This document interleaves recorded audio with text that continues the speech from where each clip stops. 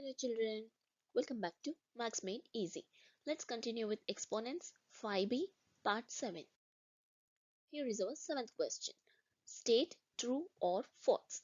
We have to say whether the statement is true or false. For that we have to check whether this LHS, that is left hand side, and this is called as RHS, right hand side, both should be equal.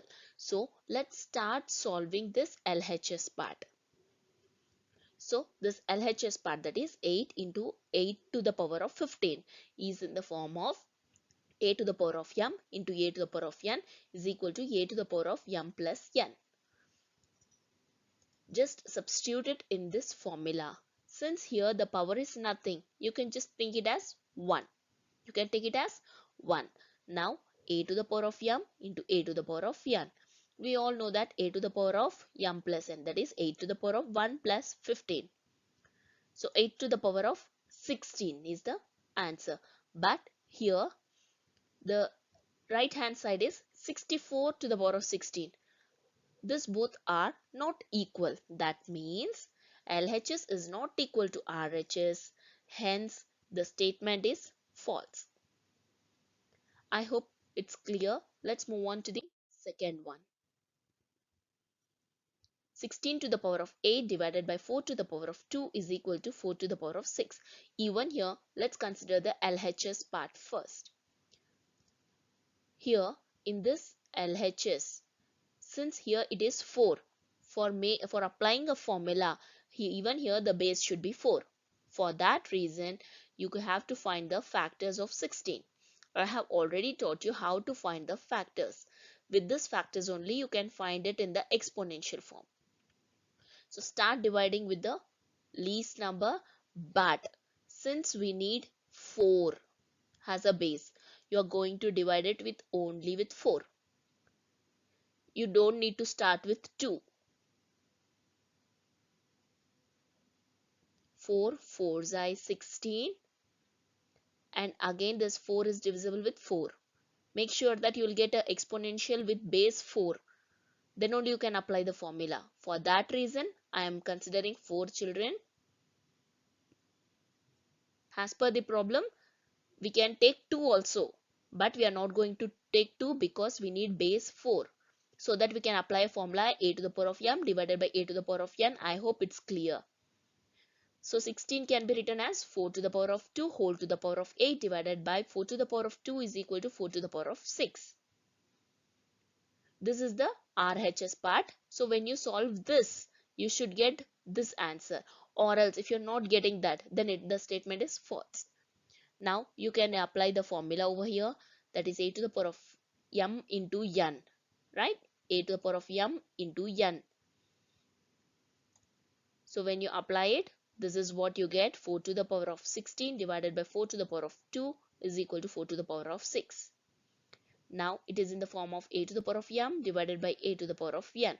So since m is greater, 16 is greater when compared to this n, that is 2. So we have to apply the formula with this condition, m is greater than n. So you will get 4 to the power of 16 minus 2. So 16 minus 2 will be 14. 4 to the power of 14. But here the RHS part is 4 to the power of 6. It is not same. Hence LHS is not equal to RHS. Hence our statement is false. Now let's move on to the third question. Here is our third question. 27 to the power of 0 is equal to 54,903 to the power of 0. Here it is in the form of a to the power of 0 is equal to 1. This is the formula, and this formula is applicable for both LHS as well as the RHS part, isn't it? Now, so according to formula, 27 to the power of 0 is also 1. That is LHS is 1. Similarly, 54,903 to the power of 0 is also 1. It is RHS part. Both LHS and RHS are equal. Hence, the statement is true. Let's move on to the Next question. Minus 1 to the power of n is equal to 1 if n is an even whole number. What is even number? Let me take my pen. So even numbers are nothing but which are divisible by 2. That is 2, 4, 6. You can take any even number, children, which is divisible by 2. It is 6, children. You can take any number. Since n is given as an even number, we are going to assume the number as 2, 4, 6 or anything else which is divisible with 2. So I am going to take it as 2. N has 2. Just substitute the value over here. Then minus 1 to the power of 2. Now this square is applicable for minus as well as for 1. So when you multiply it, what you get is 1. See the RHS part, even it is 1. Here LHS is equal to RHS, hence the statement is true. Now let's move on to the next one.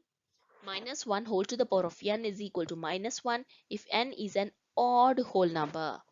Here they are saying odd. That means which is not divisible by 2.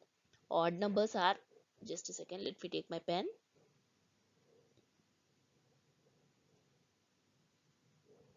Odd numbers are 1,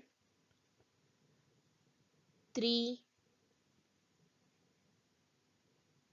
5.